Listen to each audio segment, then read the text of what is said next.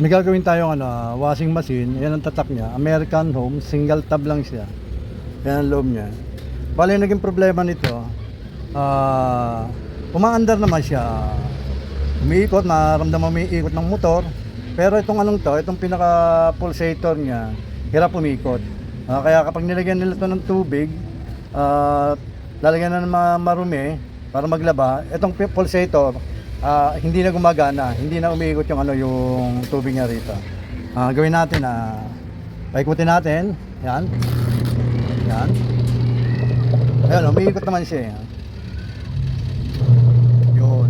Kaya lang, kung papansinin mo, pag pinigil na ng kamay yung wala na. Ayun na niyang umiikot. Yan. Pero pag binitawan, yan, iikot ulit. Yan. Pag pinigil ng kamay, wala nang lakas. Yan. Yan ang problema niyan. Kaya kapag nilagyan nila ng tubig to at ng labahin, wala na rin siya puwersa. Kasi kamay pa lang ang ginagamit, ayaw ng ayaw nang umikot yan. Yan ang hanapin natin siya. Babaklasin natin, titignan natin yung pinakailalim kung ano nangyari doon, bakit ganyan siya ang ikot niya, nahihirapan. Ito yung niya, yung pinakamotor niya, yung motor ng was, at ito yung yung belt. Kaya kung papansinin niyo yung belt, masikip naman. Yan. Tapos itong was, titingnan natin yung ikot niya kung normal. At sasaksak uli natin.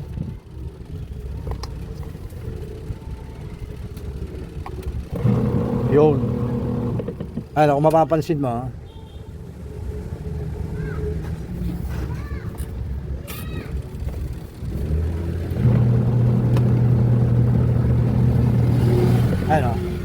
maganda naman ang ikot ng motor.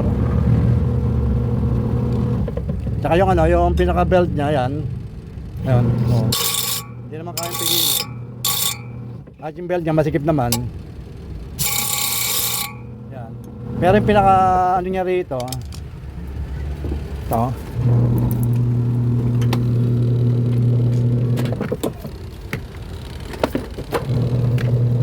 Ayan, yung pulsator niya, pag hinawakan dito, kayang pigilin. Biikot naman siya, kaya lang yan, napipigil na.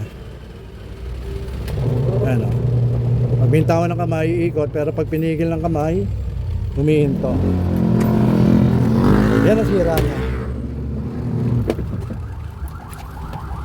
Bali ang gagawin natin dito, diyan sa yan, bali ang babaklasin natin dyan, ipapalitan natin yung gearbox niya. Kasi umiikot naman yung motor, masikip naman yung belt, pero hindi niya kayang ikutin yung pulsator. Ibig sabihin, yung gearbox niya sira na. Kaya yun ang papalitan natin dyan. Yun ang babaklasin natin, bibilan natin ng bago.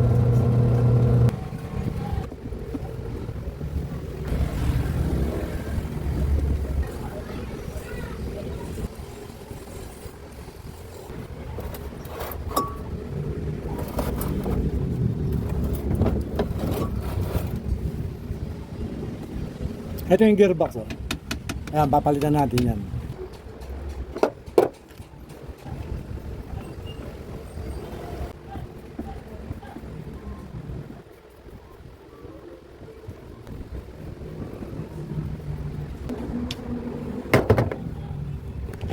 Ito yung tinatawag na gearbox. Ito ang papalitan natin kasi katulad yan, pag iniikot mo to, ito, ayan, sabayan, umiikot din. Pero ang naging problema, ito umiikot, ito ayaw na. Kaya ang naging problema tayo yung gearbox dito, yung pinaka gear niya rito sa loob, maaaring bungin o may mga tanggal ng ngipin. Kaya hindi na sumasabay yung pulsator niya. Bali isang buong ganito ang bibili natin para magamit nila na maayos at least matibay na ulit. Ito itong gearbox na ito.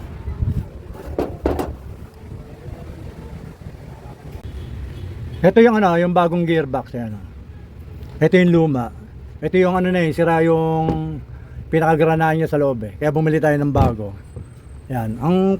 Ang forma nito, pag inassemble doon, ito, tawag dito pulley. Dito siya nakalagay. Yan.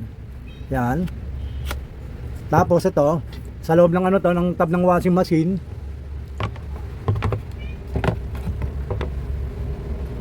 Yan, ganyan ang forma niyan. Iniikot niya to. Pag bumilis to, ito, iikot din sa ibabaw. Yan ang forma ng ano, ng washing machine to. Ito yung pulsator, ito yung pulley, saka ito yung gearbox. Bali, ano yan, parehas ang design yan. Yung mga ganitong ano, mga design, masyadong malayo yung ano, yung pinaka ano niya, yung itong shafting niya dito sa ano, sa gitna, kasi yung ibang gearbox sa gitna nakalagay. Kaya kahit bali-balik na rin mo yung pagkakatornilyo, okay lang. Pero ito, nasa dulo siya. Kaya ang ginawa ko ron, bago binaklas tong ano to, itong gearbox na to, minarkahan ko to. Ano, may marka siya. Ang guhit na yan. May ano yan, may marka ron sa may pinakailalim ng ano, ng tab ng ano, ng washing machine. Kaya pag sinalpak natin to, susundin natin yung ginawa kong guhit dito para at least hindi siya magkamali. Ganyan yan. Ayan. Ito, isasalpak na natin ito. Ito yung ano, yung lumang gearbox. Ito yung guhit niya. Ayan. Inilagay ko. Tapos ginuhitan ko siya rito. Ayan. Para may ano tayo, may mark tayo na pag inilagay, parehas pa rin yan. Ibig sabihin, andito yung parte yung ano, yung itong pinaka-shafting ng ano, ng gearbox dito nakalagay. Kaya yung ano, yung lalagay natin bago, susundin natin yung ano, yung forma niya. Yan, dito siya. Yan.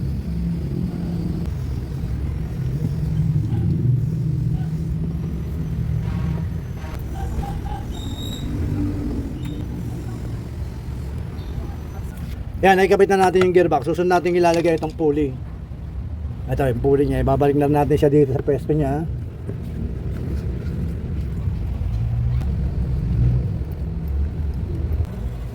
Ayan, nailagay na natin yung ano, yung pulley niya. Tapos ito yung ano, yung kasama niya. Kaya lang ito, sa loob to ng ano, ng tab ng washing machine. Tawag dito ano to, pulsator. Bali ang gagawin natin assembly na natin para may lagay na natin itong pulsator at para masubok natin kung okay na, kung mapipigil pa ng kamay yung ano, yung pinaka pwersa niya. Ito, kung kaya pang pigil ng kamay itong pulsator na to, assembly na natin.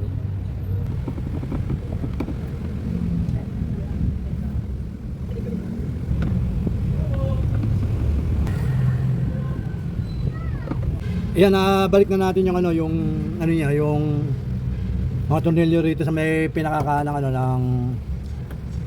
ng washing machine, pati yung pinaka belt na ibalik ko na rin. Bali, ang gagawin natin, kakabit na natin yung ano, yung pinaka pulsator niya sa ibabaw. Tapos testingin natin kung ano, kung kaya pang pingilin ng kamay.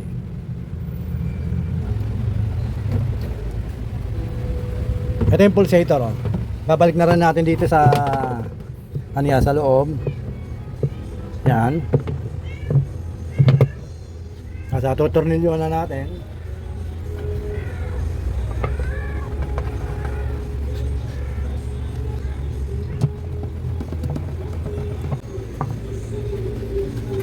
Yan, nagpitan ko na. Bali, naka-assemble na natin ang buo itong ano to, washing machine na to. Ang gagawin natin sasaksak na natin, titingnan natin kung kaya pang pigilin itong pulsator na to, pagaganahin na natin. Buksan natin yung timer.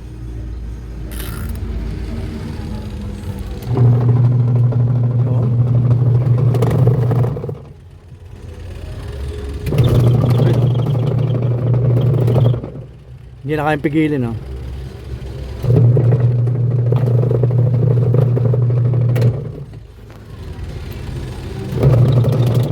Kahit pa-counterclockwise hindi na kayang pigilin ng ano, ng kamay yung ano, yung pulsator. Pag nilagyan nila ng ano yan, ng tubig, lalakas na yung ikot niya kasi bago na yung ano, yung pinaka gearbox niya.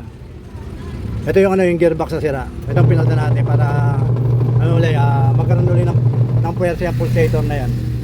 Sige pa, maraming salamat sa panonood. Basta watch, share, and subscribe na po kayo sa mga ginagawa ko para at least lahat na yung susubaybayan yan. Sige pa,